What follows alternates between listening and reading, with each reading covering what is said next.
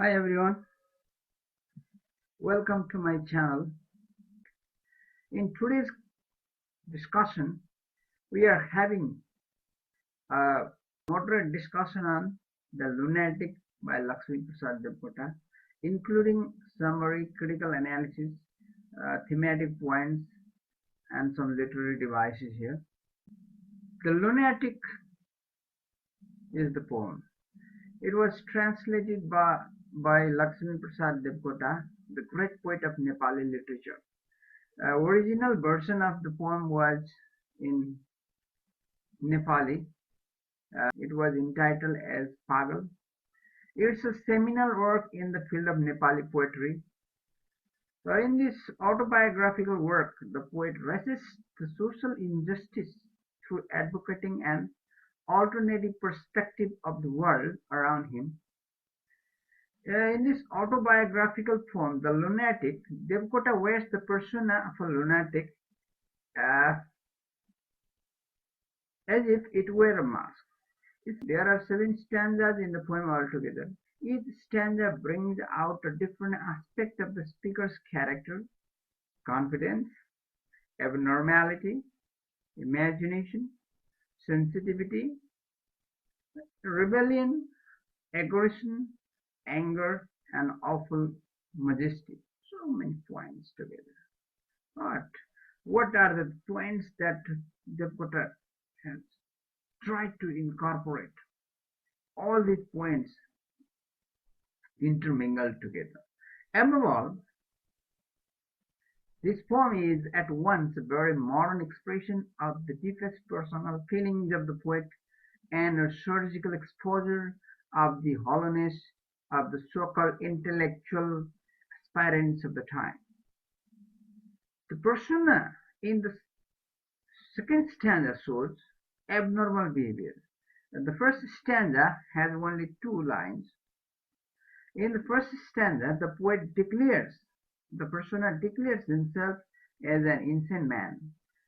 He thus speaks: "Surely, my friend, insane am I. Such is my plight." This is the beginning of the poem. In the second stanza, the poet or the persona shows abnormal behavior. He does what a normal person can't do. For example, he says, "I visualize sound, I hear the visible, and fragrance I taste, and the ethereal is palpable to me. Those things I touch, whose existence the world denies, of whose effect the world is unaware, I see. He can see sound and hear the sight and taste the sweet smell. He can touch those things, the existence which the people in the world deny. He is so imaginative that he can see a flower on the stone and the enchantress of the heaven smiling unto him. He understands the language of the birds and talks to them." He speaks thus: "A variety of moon gods, I commune with them as they do with me, in such a language, my friend, in such a language, friend, as is never written, nor ever printed, nor ever spoken, unintelligible, ineffable all." So it's clear he is so imaginative that he can see a flower on the stone and the enchantress of the heaven smiling unto him. He understands the language of the birds and talks to them. The third stanza shows how sensitive and tender-hearted the speaker is. He contrasts his sensation. He contrasts his situation with the addressee. It's a form of dramatic monologue here. The poet is addressing his friend, and the friend is listening to him, but there is no interaction between them. The speaker is speaking alone, addressing his friend. He says, "My friend." And what sort of friend is he? It's not clear. The friend is listening to him seriously. There is no interaction at all. Speaker is the one. Here the listener uses his brain and senses to find out harsh reality, but the speaker in this dramatic monologue uses his sixth sense and finds out what the heart thinks to be correct. He says, clever and eloquent you are. Your formulas are ever running correct. But in my calculations, 1 minus 1 is always 1. This reminds one of the famous quotations from Upanishad, which says, if you take out absolute from absolute, what remains is absolute. And he says, you work with your senses 5, with the 6th I operate. So, it's clear the poet is very sensitive. And he says he uses his brain and senses to find out harsh reality. Brain you have, my friend, but the heart is mine. Got the speaker here. And dreams and imagination are meaningful to him. I am insane, such is my plight. Surely, my friend, a vein is loose in my brain. I am insane, such is my plight. He has this expression, and one vein is loose in my mind. But I'm not totally insane. You say, you believe I am totally insane, but some part has gone wrong. And you are mistreating and misbehaving me. You are misunderstanding me. You are misinterpreting me. The speaker is speaking in such a way. Dreams and imagination are meaningful to him. And let's come to fourth stanza here.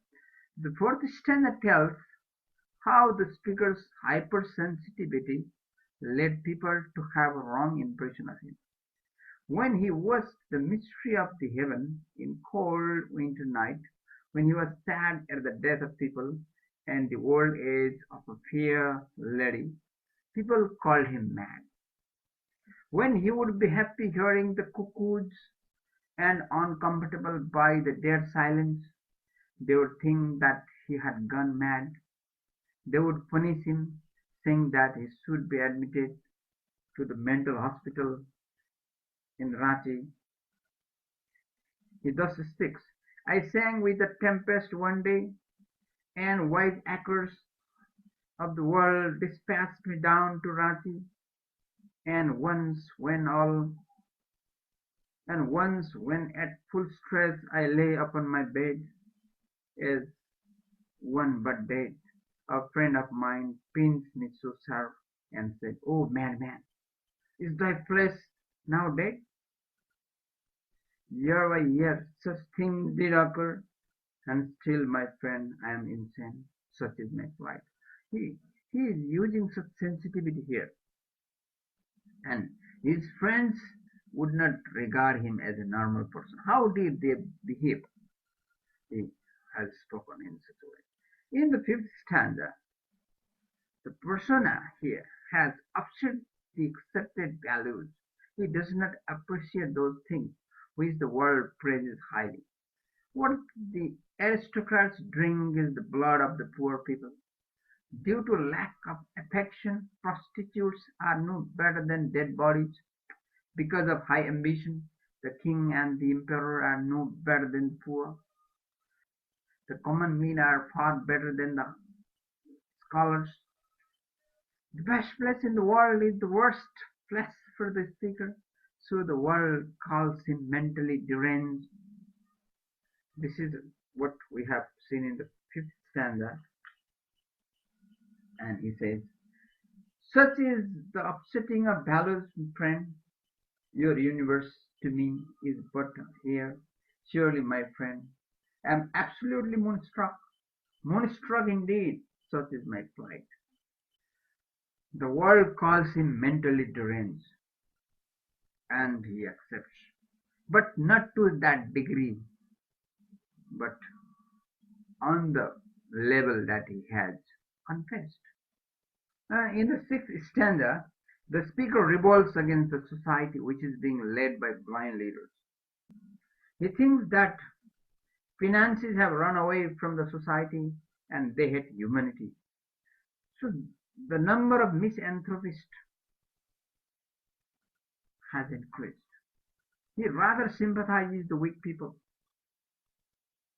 And he says, when I declare the defeated ones the splendid laurel victors,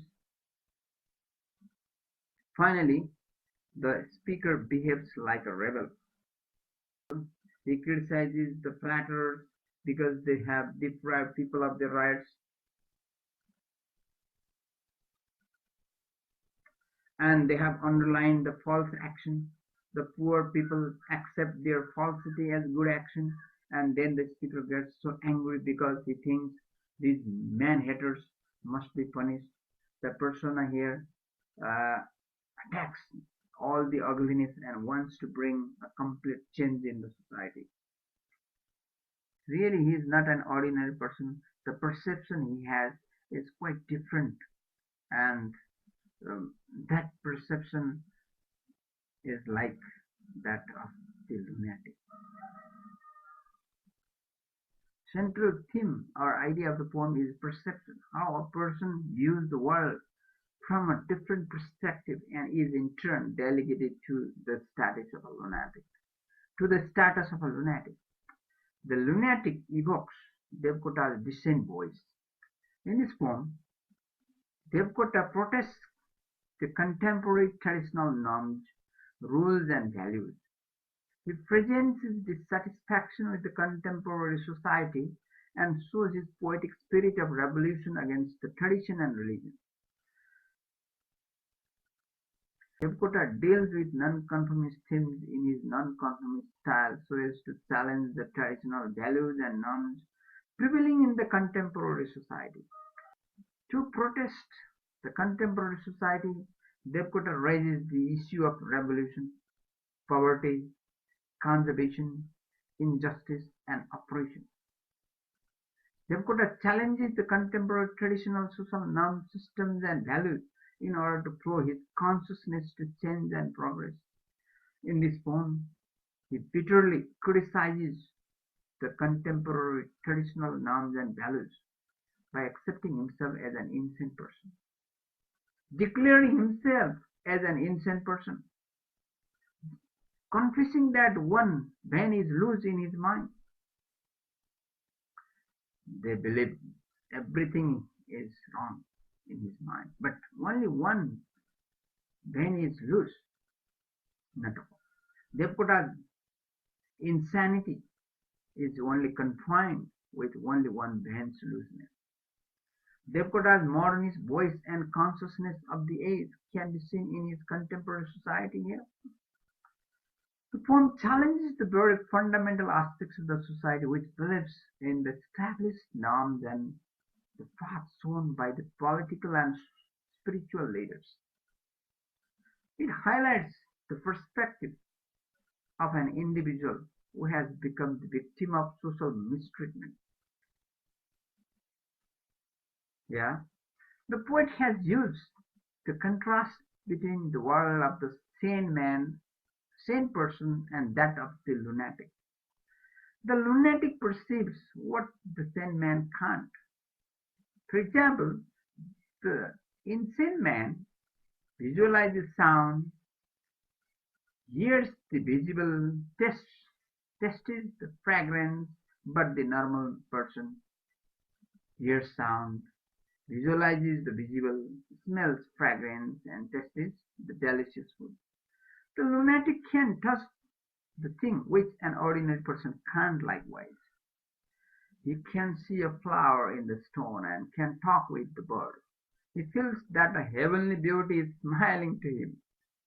Similarly, the madman uses the sixth sense, whereas the normal person uses only five senses. The worldly people use brain, but the lunatic uses heart. By using the contrast, the poet brings out the irony of the poem. The poet wants to say the worldly people are cold and cruel, and they look at the world from their own conventions. They are, they are very limited. They are in the cave. They are not out. They are not in the outer world. Although insane, the speaker is sympathetic and his hearing melts when he sees pathetic sights. The phrase "the iconoclast of ugliness" in the poem refers to the world led by the blind people, visionless people who claim themselves as statesmen. The shameless leaders are breaking the backbones of human rights. They are persuading people to accept what is unacceptable. They don't treat human beings as human beings. They are cruel and inhuman. The speaker in the poem can't tolerate this kind of ugliness and injustice. So he wants to break. He wants to break it. He wants to upset the conventional values which have helped the dictators to exploit the common people in the name of serving for them. In this sense, the speaker is the iconoclast of ugliness in the context of the poem. As I mentioned earlier here, the poem is a dramatic monologue. Here is a persona speaking to his friend, and to him he is confessing himself as an insane person, saying, "Surely, my friend, I am whole-brained, and sure such is my plight." But what's the reaction of his friend? Can we hear the reaction, the interaction of the person, his friend with the persona? No, we can't. Here, the poem is a typical example of a dramatic monologue. Here is a persona who is invented person by the poet to speak on behalf of him. He may be or may not be the author himself or herself. To express the inner feelings or emotions of that persona, the poet has taken the persona of a lunatic in the poem. This poem has an autobiographical element, as mentioned earlier. This relates to the life of the poet, some events in the life of the poet. Not all, some parts of the life of the poet. Observing the unusual behavior of the poet, many people in the society called him a lunatic, a madman, crazy person. This poem is a response to people's comment. It is a great response in philosophical. The response is quite different kind of response. And when people such misbehavior, there is an outcome. The outcome is world-class poem, The Lunatic. And we have not seen such classic poem in world literature even. Such is the masterpiece. Such masterpiece has been created. And the outcome was people's misbehavior, people's mistreatment, and society's ugliness that he could not tolerate. He could not stay without speaking. But how could he speak to them? They would not listen. So he composed this philosophical poem in the form of dramatic monologue. Yeah, the lunatic persona thinks that people cram their brains with worldly facts and figures and claim themselves to be knowledgeable person.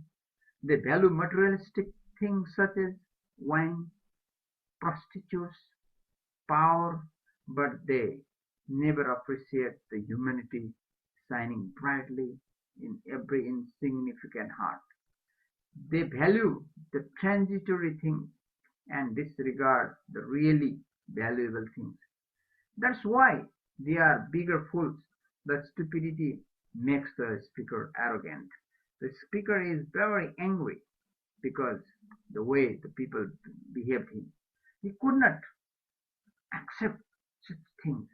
And The Lunatic is an autobiographical poem written by great poet of Nepali literature, Laxmi Prasad Devkota, is a masterpiece in the world literature. And the discussion of this lunatic uh, in such a span of time is just to claim, just to become a police. The interpretation of this scholarly, great poem, world-class poem. I can't claim myself as great interpreter of Laxmi Prasad Devkota and his poetry, but this I have attempted to discuss regarding this poem's theme and some aspects of his contents that I have tried my best. But how did you get it? Did you get me or not? Okay, let's review the slides of the poem. As I discussed earlier, uh, I'm I'm using the slides for your convenience.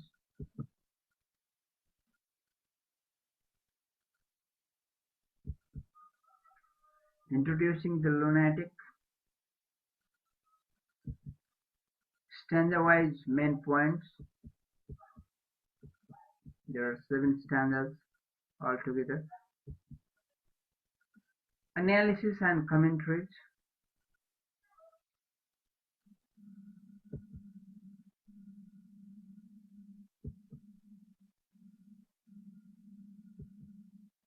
Theme of the poem. And what's the conclusion?